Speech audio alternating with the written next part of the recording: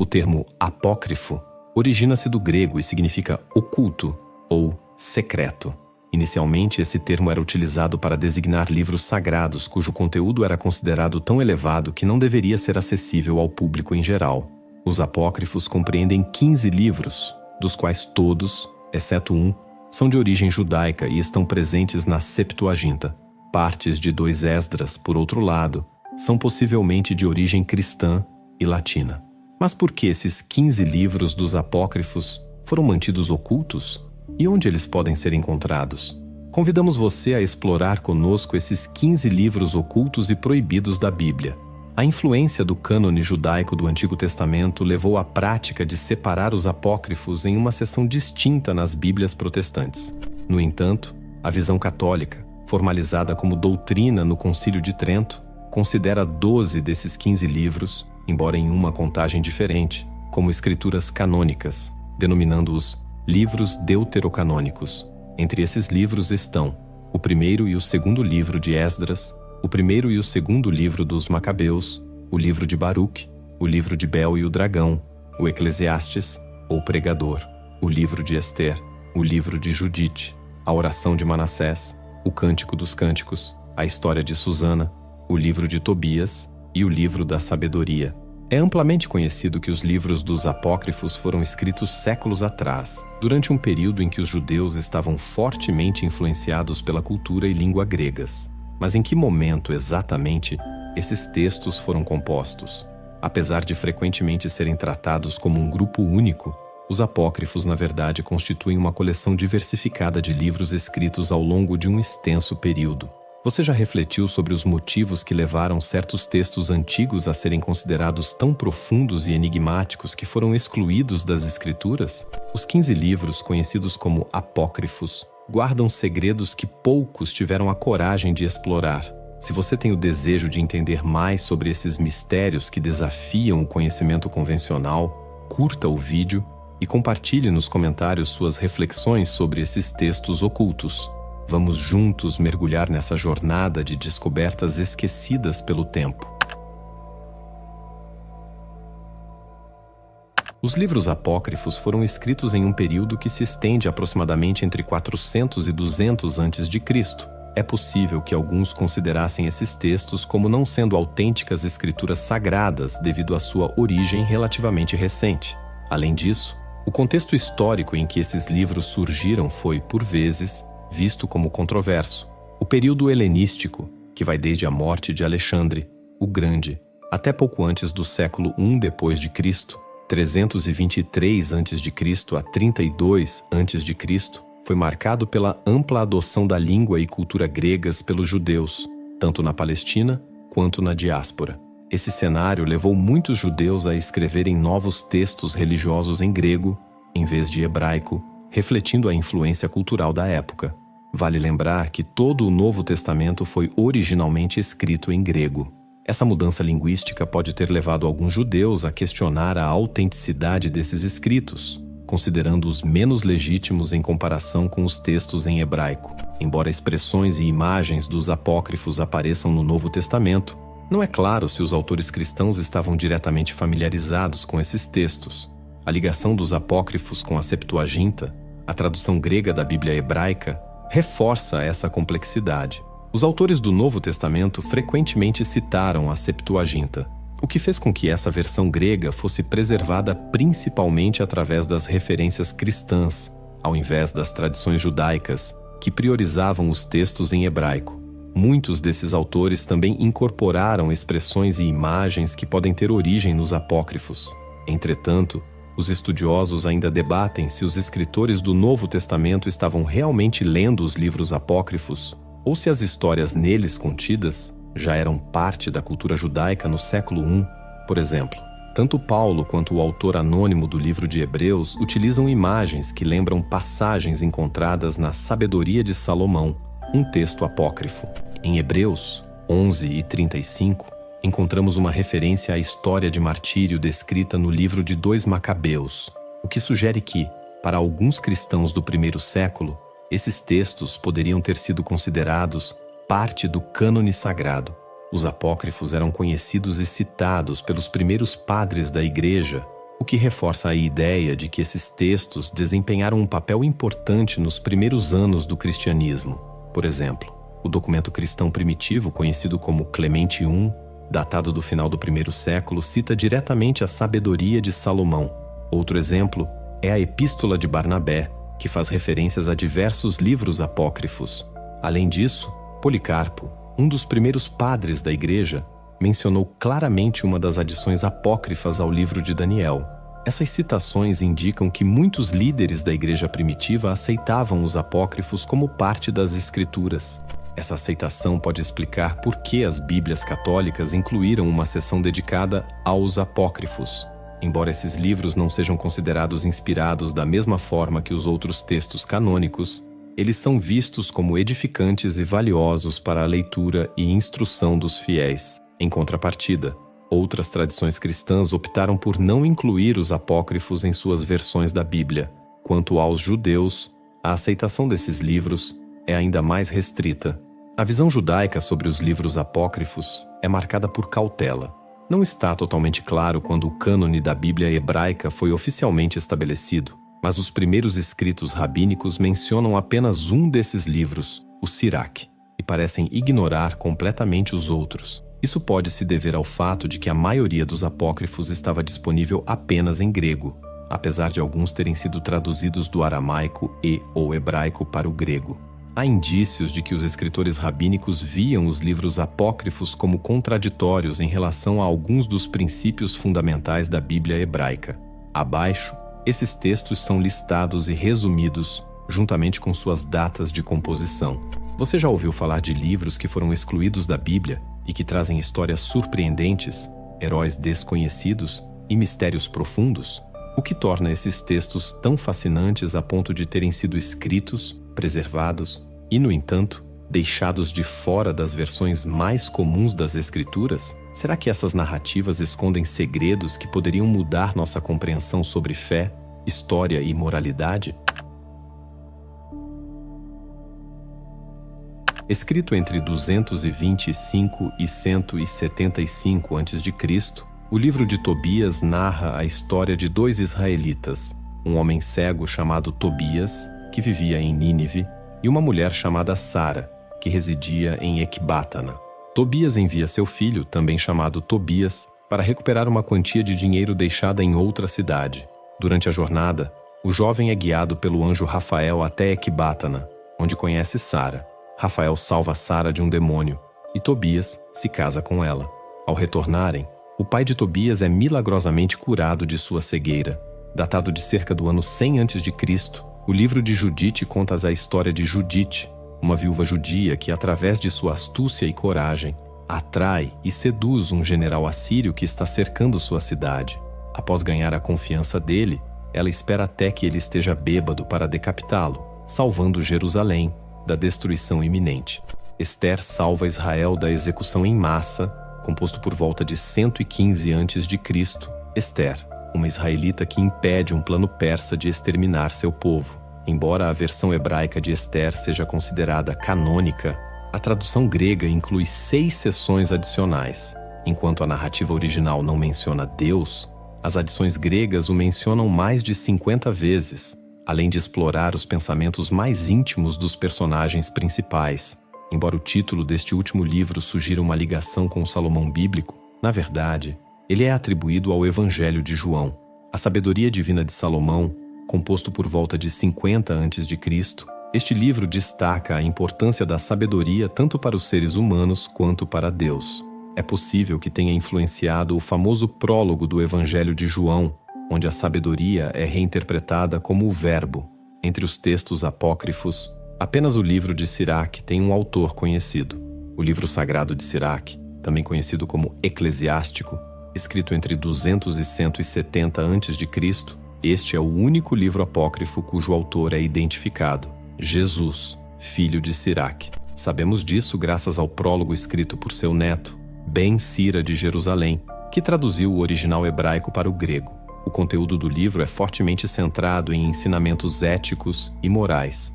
Baruch, Reflexões sobre o exílio judaico, escrito entre 200 e 100 a.C., O livro de Baruque oferece as reflexões de um escritor judeu sobre os exílios passados dos judeus na Babilônia.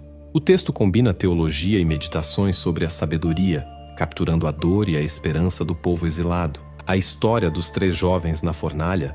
Estas adições gregas ao livro hebraico-aramaico de Daniel foram compostas no século I a.C. A primeira parte inclui a oração de Azarias, conhecido como Abednego em Daniel 1:6, quando ele e seus companheiros, Sadraque e Mesaque, são lançados na fornalha ardente. A segunda parte narra a aparição de uma figura angelical que os acompanha na fornalha. Por fim, a terceira parte é um hino de louvor a Deus por tê-los salvado. A história de Susana é outra adição grega ao livro de Daniel, enriquecendo ainda mais o conteúdo teológico e moral desse texto bíblico. Escrita entre 333 e 160 a.C., essa narrativa é uma adição grega ao livro de Daniel. A história gira em torno de Susana, uma mulher casada que é observada enquanto se banha por 2 anciãos. Dominados pelo desejo, os anciãos exigem que Susana se submeta a eles. Quando ela recusa, eles tramam contra ela, acusando-a falsamente de ter tido relações com um jovem. À beira da execução, o profeta Daniel intervém, pedindo que os acusadores sejam interrogados separadamente. A verdade é revelada, a inocência de Susana é provada, e os anciãos recebem a punição que haviam planejado para ela: Bel e o dragão. Expondo a falsidade dos ídolos, escrita entre 200 e 100 a.C., essa história é outra adição grega ao livro de Daniel e mostra como o rei da Babilônia foi desmascarado em sua adoração a ídolos. Na história de Bel, o rei acredita que o deus babilônico Bel, representado por um ídolo, é real, pois consome as ofertas de comida e bebida diariamente. No entanto, Daniel descobre que são os sacerdotes de Bel que, na verdade, consomem as ofertas. Na sequência, o rei apresenta a Daniel um dragão, afirmando que ele é um deus vivo. Daniel, sem usar uma espada, mata o dragão ao alimentá-lo com comida envenenada, provando assim que o dragão não é divino. Escrita entre o 1º e o 2º século antes de Cristo, a oração de Manassés é uma breve súplica atribuída a Manassés, um dos reis de Judá. Na Bíblia hebraica, Manassés é retratado como um adorador de ídolos que, após ser capturado pelo rei da Assíria, se volta a Deus em busca de misericórdia. Esta oração é considerada a súplica verdadeira que ele fez no cativeiro, e após ser libertado, Manassés abandona a idolatria. Composto por volta de 100 a.C., um macabeu narra a corajosa revolta dos macabeus contra o domínio do Império Seleucida. Sob o reinado de Antíoco IV Epifânio, os judeus foram pressionados a abandonar suas tradições e adotar a cultura grega. O livro descreve a resistência dos macabeus, que se levantaram para preservar sua identidade e fé, lutando contra a imposição cultural e religiosa dos seleucidas. Por volta de 150 a.C., a saga dos macabeus foi retomada em um novo relato. Escrito entre 150 e 100 a.C., o livro de 2 Macabeus oferece um relato mais detalhado da revolta dos macabeus contra o rei Antíoco IV Epifânio, culminando na vitória de Judas Macabeu sobre o Império Seleucida. No século II, o livro hebraico de Esdras foi traduzido e adaptado, resultando no que conhecemos como Primeiro Esdras. Essa versão, parte da Septuaginta, é muito semelhante ao texto hebraico de Esdras-Neemias, com a exceção das histórias de Neemias, que foram removidas, e de algumas adições que foram incluídas. Embora o texto seja tradicionalmente atribuído a Esdras, essa autoria foi amplamente questionada. No entanto, é o segundo livro de Esdras que realmente desperta a curiosidade. Escrito entre 70 e 218, 2 Esdras é um dos muitos textos apocalípticos judeus surgidos entre os séculos I e VI d.C. Embora o autor reivindique ser Esdras, um escriba e sacerdote do século V, essa afirmação não é considerada verdadeira. A questão mais intrigante é por que esses livros foram excluídos da maioria das Bíblias. Você já se perguntou se os textos sagrados que conhecemos hoje realmente representam toda a sabedoria que foi transmitida ao longo dos séculos? Será que algum conhecimento vital foi deixado de fora? Por que certos textos foram excluídos enquanto outros foram preservados? Diversas razões explicam a exclusão desses textos. Em primeiro lugar, A data tardia de composição pode ter levado à percepção de que eram muito recentes para serem considerados escritura sagrada.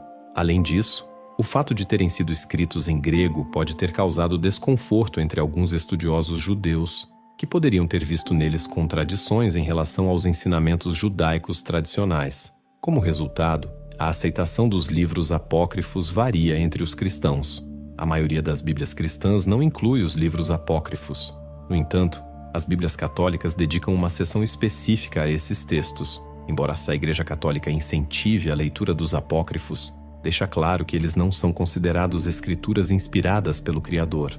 A seguir, vamos explorar mais detalhadamente os conteúdos de 2 Esdras. O livro de 2 Esdras, também conhecido como 4 Esdras, ou Esdras latino, é um texto apocalíptico que figura em várias versões da Bíblia. Acredita-se que sua autoria seja atribuída a Esdras, um escriba e sacerdote do século V a.C. Esse livro é classificado como apócrifo por diversas tradições cristãs, incluindo católicos romanos, protestantes e cristãos ortodoxos orientais, embora Jerônimo tenha excluído 2 Esdras de sua versão Vulgata do Antigo Testamento. O texto em latim reapareceu esporadicamente a partir do século IX como um apêndice à Vulgata, ganhando maior aceitação a partir do século XIII. A narrativa do livro é centrada na antecipação de uma nova era que sucederá o atual sistema mundial. A queda de Jerusalém em 70 d.C., nas mãos dos romanos, serviu como catalisador para a composição de 2 Esdras. Esse evento trágico influenciou profundamente as aspirações nacionalistas judaicas e as percepções sobre o judaísmo. O tema central do livro é a defesa dos caminhos do Criador diante da humanidade. O conteúdo de 2 Esdras, em algumas versões revisadas da Bíblia, é frequentemente referido como 4 Esdras. O primeiro capítulo começa com Esdras relatando uma mensagem recebida do Criador, na qual ele é instruído a advertir o povo sobre o quanto eles se afastaram dele. O capítulo 1 apresenta a genealogia de Esdras, rastreando sua linhagem desde Arão até seu exílio no país dos Medos, durante o reinado de Artaxerxes, rei da Pérsia. O Criador instrui Esdras a declarar ao povo seus atos perversos e a informar aos filhos sobre as iniquidades de seus pais, que se afastaram do Criador e ofereceram sacrifícios a divindades estranhas. Este é um breve resumo do conteúdo e do contexto histórico de 2 Esdras, um livro que explora a relação entre o homem e o divino, oferecendo uma reflexão sobre a justiça divina em tempos de tribulação. Gratidão não é uma palavra que usamos levianamente, especialmente quando se trata de uma jornada tão profunda e reveladora como a que acabamos de compartilhar. Se você chegou até aqui, é porque sua busca por conhecimento vai além das superfícies e você tem o coração de um verdadeiro explorador do mistério. Agora, gostaria de compartilhar algo especial com você. Como fã do canal O Poder da Mente, você está prestes a embarcar em uma jornada única de autoconhecimento e transformação mental. Apresento a você A Arte do Pensamento Positivo, um e-book revolucionário que redefinirá sua realidade mental. Como criador deste conteúdo e líder do canal O Poder da Mente, compartilho com você minhas experiências mais profundas e aprendizados valiosos. Cada capítulo deste e-book é um reflexo da minha jornada, repleto de lições práticas que vivi e transformei em sabedoria. Não perca essa oportunidade de transformar sua vida. Clique no link do comentário fixado e comece sua jornada rumo ao autoconhecimento e à positividade hoje mesmo. Imagine-se em um antigo scriptorium, rodeado por manuscritos envelhecidos, cada um contendo segredos que ecoam através dos séculos. Assim como esses textos apócrifos, você teve a coragem de percorrer páginas esquecidas, mergulhando em histórias que poucos ousaram desvendar. E ao fazer isso, você não só buscou entender o que foi perdido, mas também abraçou a possibilidade de que o conhecimento não se encontra apenas no que é evidente, mas no que está escondido, esperando por quem tem olhos para ver. E é com essa mesma profundidade que quero agradecer a você.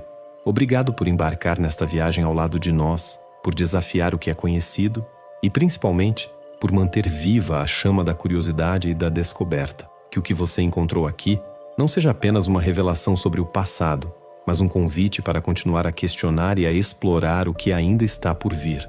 Assim como os escribas antigos que preservavam e compartilhavam os segredos mais profundos da humanidade, você agora faz parte dessa jornada de revelação e entendimento.